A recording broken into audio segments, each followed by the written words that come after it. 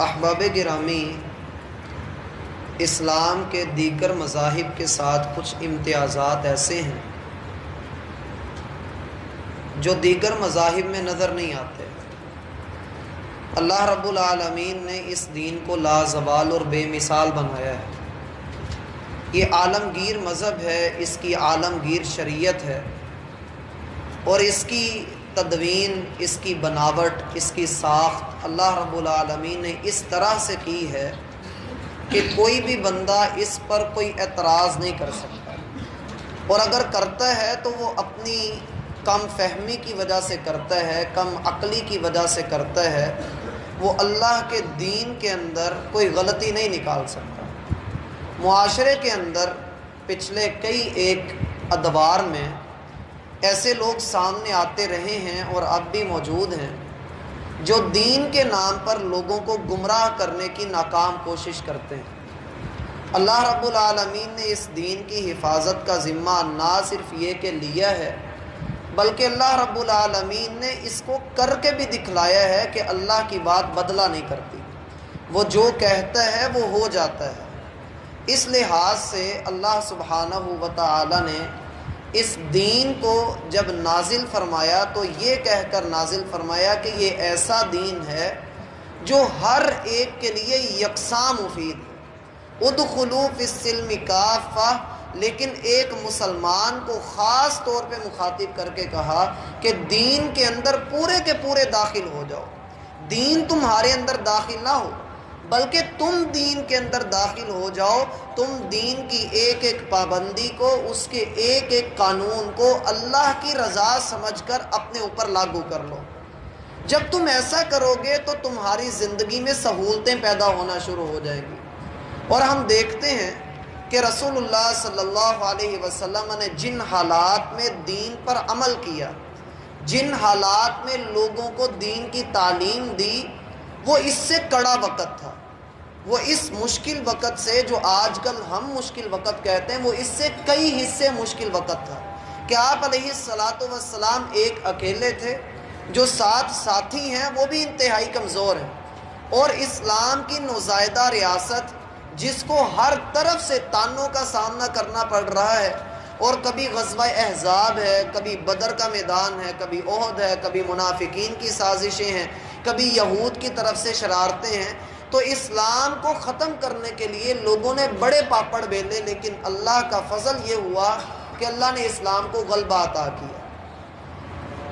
اس لحاظ سے جب ہم دیکھتے ہیں تو اسلام نے عورت کو ایک بہت بلند مقام دیا ہے۔ آپ دیکھیے کہ اسلام کے اندر، اسلام کے آنے سے پہلے خواتین کے کوئی حقوق مقرر نہیں تھے۔ اگر طلاق دی جاتی تھی تو ایک شخص اپنی بیوی کو طلاق دینے کے بعد اس سے رجوع کرتا، پھر اس کو طلاق دیتا، پھر اس سے رجوع کرتا، پھر اس کو طلاق دیتا، پھر اس سے رجوع کرتا، پھر اس کو طلاق دیتا۔ کوئی حد نہیں تھی کہ وہ کتنی طلاقیں دیتا ہے۔ حتیٰ کہ ایک روایت میں آتا ہے، ایک شخص کہتا ہے کہ میں نے زمانہ جاہلیت میں اپنی عورت کو 999 مرتبہ طلاق دی، اور اتنی ہی مرتبہ میں نے رجوع کیا۔ اور پھر عورتوں کو زندہ دفن کرنا، عورتوں کے ساتھ منہ کالا کرنا، ان کا وراثت میں حصہ مقرر نہ کیا جانا، اور ان کے ساتھ چھیڑ خانی کرنا، اور جو عزت دار عورتیں ہیں ان کو بھی معاف نہ کرنا، یہ کچھ ایسے سنگین مسائل تھے جن کا حل لازمی تھا ایک ایسے مذہب کے اندر، ایک ایسے دین اور شریعت کے اندر جو عالمگیر ہے، جس کے بعد کوئی دین اور مذہب نہیں آنے والا۔ اللہ سبحانہ و تعالی نے مدنی صورتوں کے اندر یہ سارے احکامات نازل فرما دیے کہ کوئی بھی شخص اپنی عورت کو طلاق دے گا تو اس کا طریقہ کار یہ ہوگا، کسی بچی کو دفن نہیں کیا جائے گا، کسی کے ساتھ منہ کالا نہیں کیا جائے گا، وراثت کے یہ اصول ہوں گے، اور اس کو اللہ رب العالمین نے بڑی تفصیل کے ساتھ مقرر کر دیا۔ حتیٰ کہ خواتین کے مسائل کے حوالے سے 3 صورتیں تو سر فہرست ہیں قرآن کی، اپنی آیات کے اعتبار سے اور اپنی تعلیم کے اعتبار سے۔ سب سے پہلی سورۃ النساء، جس کا نام ہی اللہ نے خواتین کے نام پر رکھا ہے۔ سورۃ النساء کے بعد نمبر ہے سورۃ النور کا 18ویں پارے کے اندر، اور پھر یہ والی سورت سورۃ الاحزاب، اس میں ہم دیکھتے ہیں کہ یہ سورت اپنے آخری حصے پر ہے، لیکن اللہ رب العالمین نے اس صورت کے پہلے حصے میں غزوہ احزاب کا ذکر کیا ہے، اور اس کے بعد سے لے کر اب تک معاشرتی مسائل بالخصوص عورتوں کے حوالے سے ذکر کیے جا رہے ہیں۔ اب یہاں پر اللہ رب العالمین نے اس بات کا بیان کیا ہے کہ اے نبی صلی اللہ علیہ وسلم، آپ اپنی بیویوں سے کہہ دیں، آپ اپنی بیٹیوں سے کہہ دیں، آپ ساری مومنہ عورتوں سے یہ بات کہہ دیں۔ وہ بات کیا ہے کہ یدنین علیہن من جلابیبہن، وہ اپنے آپ کو اپنے جلابیب کے ساتھ، جس کی واحد جلباب آتی ہے، اپنے آپ کو جلباب کے ساتھ ڈھانپ لیں۔ عبداللہ بن عباس رضی اللہ عنہ سے پوچھا گیا کہ جلباب کیا ہوتا ہے، جلباب کسے کہتے ہیں؟ کہا جلباب یہ ہے کہ عورت اپنے سر سے لے کر اپنے پاؤں تک اپنے جسم کو ایک چادر کے ساتھ ڈھانپ لے۔ لباس تو اتنے شلوار قمیض یا جو بھی اس نے پہنا ہوا ہے وہ تو سو اس نے پہنا ہی ہوا ہے، لیکن اپنے چہرے سے لے کر اپنے سر کے حصے سے لے کر نیچے تک اپنے آپ کو ڈھانپ لے، اپنے چہرے کے اوپر پردہ لٹکا لے، وہ چادر لٹکا لے، حتیٰ کہ اس کا پورا چہرہ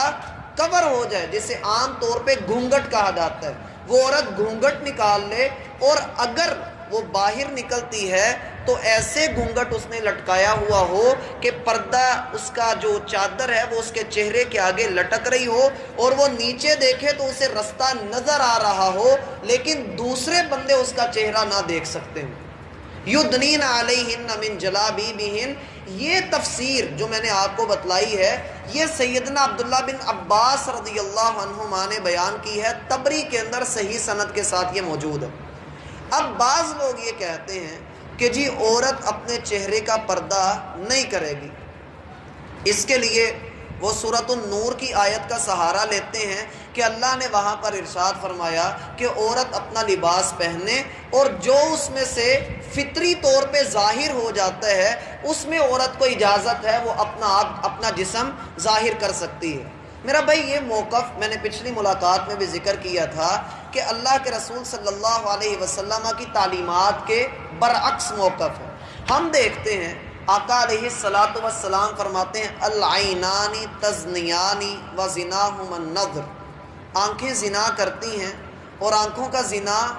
دیکھنا ہے، ناجائز دیکھنا، حرام دیکھنا۔ میں نے اس دن بھی مثال دی تھی کہ بندہ فتنے میں چہرہ دیکھ کر ہی پڑتا ہے، پاؤں دیکھ کر نہیں پڑتا، جبکہ اللہ رب العالمین نے قرآن کریم کے اندر اس بات سے بھی منع کر دیا وَلَا يَضْرِبْنَ بِأَرْجُلِهِنَّ لِيُعْلَمَ مَا يُخْفِينَ مِنْ زِينَتِهِنَّ،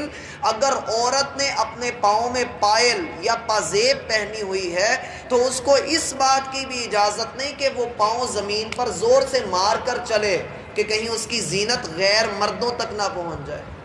اگر پاؤں کو چھپانے کا اللہ رب العالمین نے اتنا زیادہ حکم دیا ہے تو میرا بھائی چہرہ چھپانے کا حکم تو بالاولیٰ ہوگا۔ اور اسی آیت کے اندر جس سے یہ لوگ استدلال کرتے ہیں نہیں چہرہ کھلا رکھنا ہے، ہاتھ کھلے رکھنے ہیں عورت نے، اس سے یہ استدلال کرتے ہیں اگر چہرہ کھلا رکھنا ہے، ہاتھ کھلے رکھنے ہیں تو اسی آیت میں اللہ نے اجازت دی ہے کہ تم اپنے باپ کے سامنے چہرہ کھلا رکھو، اپنے بھائیوں کے سامنے رکھو، اپنے بیٹوں کے سامنے رکھو، اپنے بھانجوں کے سامنے رکھو، اپنے بھتیجوں کے سامنے رکھو۔ اللہ نے یہ رشتے الگ سے کیوں ذکر کر دیے؟ اگر سب کے سامنے ظاہر کرنا ضروری تھا اور اجازت تھی تو اللہ ویسے کہہ دیتے۔ اللہ رب العالمین نے استثناء ذکر کیا اس لیے کہ ان کے سامنے آپ کو چہرہ کھلا رکھنے کی اجازت ہے اور باقی کسی کے سامنے اس کی اجازت نہیں۔ ہو سکتا ہے آپ کو یہ باتیں مشکل لگیں، آسان بات بھی ہے۔ بخاری میں آتا ہے واقعہ افک جس میں سیدہ عائشہ رضی اللہ عنہا پر تہمت لگائی گئی۔ وہ کہتے ہیں سیدنا صفوان بن عسال رضی اللہ عنہ، ان کو اللہ کے رسول صلی اللہ علیہ وسلم نے مقرر کیا تھا کہ آپ قافلے کے پیچھے پیچھے چلنا، قافلے کی کوئی چیز گری پڑی ہو، کسی کی سواری سے کوئی چیز گر جائے تو آپ اسے اٹھا کر لیتے آنا۔ سیدہ عائشہ کسی وجہ سے پیچھے رہ گئی، بڑا لمبا واقعہ ہے، تو سیدہ عائشہ کہتی ہیں کہ میں ادھر ہی اونٹ کے ساتھ ٹیک لگا کر بیٹھی ہوئی تھی اور مجھے کچھ پتہ نہیں تھا کہ میں نے کیسے جانا ہے، کہ اچانک صفوان آئے اور انہوں نے مجھے جب دیکھا تو انہوں نے فوراً مجھے پہچان لیا، کیونکہ وہ مجھے پردے کی آیات نازل ہونے سے پہلے دیکھ چکے تھے۔ میں نے ان کو دیکھتے ہی اپنا چہرہ ڈھانپ لیا، جبکہ انہوں نے مجھے پہچان لیا تھا۔ یہ اس بات کی بہت بڑی دلیل ہے کہ عورت نے اپنا چہرہ ڈھانپ کر رکھنا ہے۔ سیدہ عائشہ رضی اللہ عنہا خود کہہ رہی ہیں کہ پردے کی آیات نازل ہونے سے پہلے انہوں نے مجھے دیکھ رکھا تھا، اور ہم نے اسی سورت کی آیت نمبر 53 کے اندر یہ بات پڑھی تھی کہ اے مسلمانوں، جب نبی کی بیویوں سے کسی چیز کا سوال کرو تو پردے کے پیچھے سے کرو، من وراء حجاب، پردے کے پیچھے سے تم ان سے سوال کرو۔ سیدہ عائشہ رضی اللہ عنہا بیان کرتی ہیں کہ اللہ کے رسول صلی اللہ علیہ وسلم کو ایک عورت نے خط پکڑایا تو اس نے پردے کے پیچھے سے پکڑایا، اپنا چہرہ ڈھانپ کر اس نے آپ علیہ السلام کو وہ خط آپ کو پکڑایا۔ تو یہ بہت سارے دلائل ملتے ہیں جن سے یہ بات ثابت ہوتی ہے کہ چہرے کا پردہ عورت نے کرنا ہی کرنا ہے۔ جیسا کہ اللہ کے رسول صلی اللہ علیہ وسلم کے ساتھ ایک آدمی، اس نے آ کر پوچھا، اللہ کے رسول میں نے فلاں عورت کو نکاح کا پیغام بھیجا ہے، تو آپ نے فرمایا کیا تو نے اسے ایک نظر دیکھا ہے؟ یہ اس بات کی بہت بڑی دلیل ہے کہ عورت تو چھپی ہوئی ہوتی ہے۔ اسی طرح سے وہ روایت جس میں اللہ کے رسول کا فرمان ہے کہ عورت کو چاہیے وہ عیدگاہ کی طرف نکلے اور مسلمانوں کی دعا میں شریک ہو، تو عورتوں نے کہا ہے اللہ کے رسول ہم میں سے کسی کے پاس اتنی بڑی چادر نہیں ہوتی کہ ہم عیدگاہ کے اندر آ سکیں پردے کے اندر، تو آپ علیہ السلام نے فرمایا اس کی بہن کو چاہیے کہ وہ ادھار اس کو دے دے تاکہ وہ اپنا جسم ڈھانپ کر سارا وہاں پر پہنچ جائے۔ اسی طرح سے وہ دلیل بھی ملتی ہے جس میں اللہ کے رسول صلی اللہ علیہ وسلم نے عورتوں کو دیکھا کہ وہ راستے کے درمیان میں چل رہی، تو آپ علیہ السلام نے ان سے کہا کہ عورتوں کی جماعت پردہ کر کے نکلا کرو، اپنے چہروں کو ڈھانپ کر کے نکلا کرو، کیونکہ یہ زیادہ تمہاری حیا کے قریب ہے۔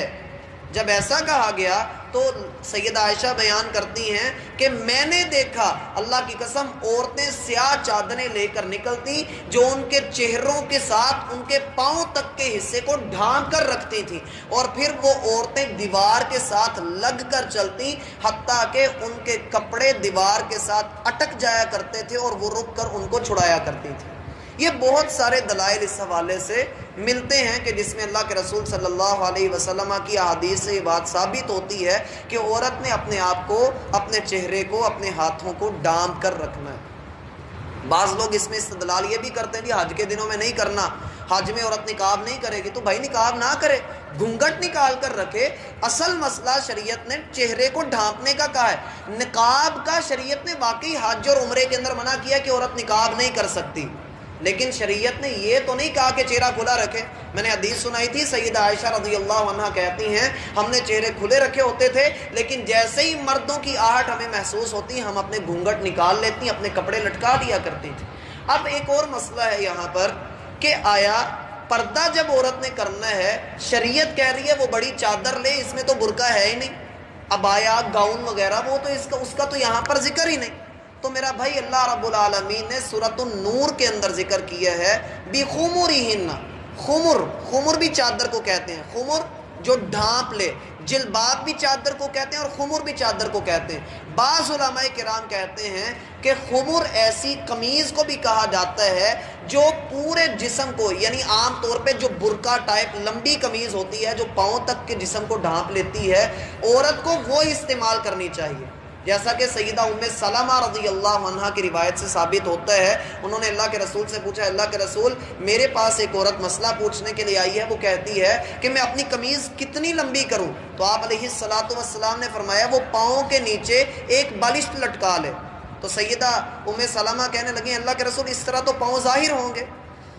جب وہ چلے گی تو اس کے پاؤں ظاہر ہوں گے، اس سے پتہ لگتا ہے عورت کے پاؤں کا بھی پردہ ہے۔ اور ترمذی کی روایت آتی ہے المرأۃ عورۃ، عورت پوری کی پوری پردہ ہے۔ تو اللہ کے رسول نے فرمایا پھر وہ ایک ہاتھ، پاؤں سے ایک ہاتھ نیچے اپنی چادر لٹکائے۔ تو سیدہ ام سلمہ کہنے لگی اللہ کے رسول پھر کپڑا گندا ہوگا؟ تو آپ نے فرمایا اگر گندی جگہ پہ لگ کے جائے گا تو آگے صاف جگہ آئے گی، وہ کپڑا صاف ہو جائے گا، کوئی مسئلے والی بات نہیں۔ اصل چیز پردہ ہی ہے۔ اب برقع جو پہنا جاتا ہے، جو عام طور پہ جرسی ٹائپ برقع ہوتا ہے یا رنگ برنگا اس میں مختلف قسم کے پرنٹ ہوئے، جو نظروں کو ابھارتا ہے، مائل کرتا ہے، جس کی طرف لوگ دیکھتے ہیں، تو ایسا پردہ بھی، ایسا برقع بھی غلط ہے۔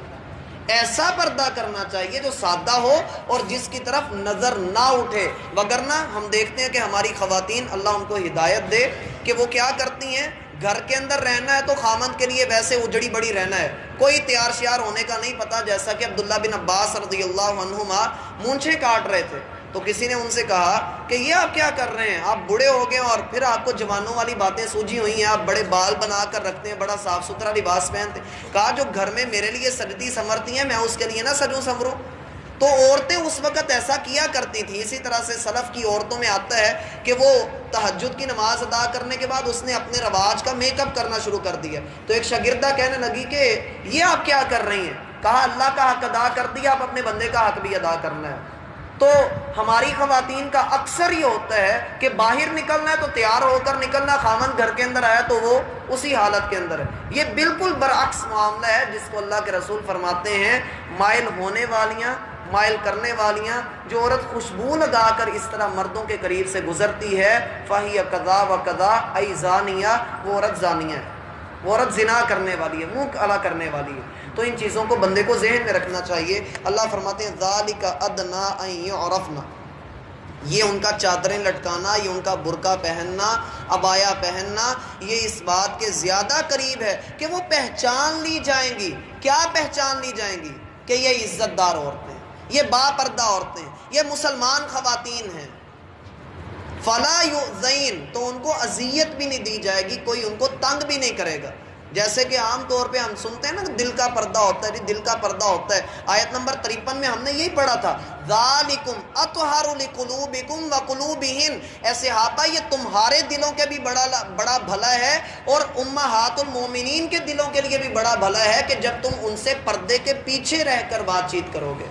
تو یہ بہت بڑا مسئلہ ہے۔ اگر اللہ معاف کرے ہم مان لیتے ہیں نہیں دل کا پردہ ہوتا ہے، تو کیا سیدہ عائشہ نے، سیدنا عبداللہ بن عباس نے غلط تفسیر بیان کر دی قرآن کی؟ کیا اللہ کے رسول کی حدیث غلط ہو گئی پھر کہ اگر دل کا ہی پردہ ہے، چہرہ کھلا رکھیں، حیا آنکھ میں ہوتی ہے، دل میں حیا ہوتی ہے، یہ جو پردہ ہے گرمی بڑی لگتی ہے، اس کو جب بوجھ سمجھا جائے گا، پتھر کے دور کی بات کی جائے گی تو میرا بھائی بڑے مفاسد کھڑے ہوں گے۔ جیسا کہ شاید آپ کے نہیں 8 بازاروں میں سے کسی ایک بازار کا واقعہ ہے کہ ایک لڑکی گزر رہی تھی تو اس کو دکاندار نے چھیڑا، تو اس نے وہ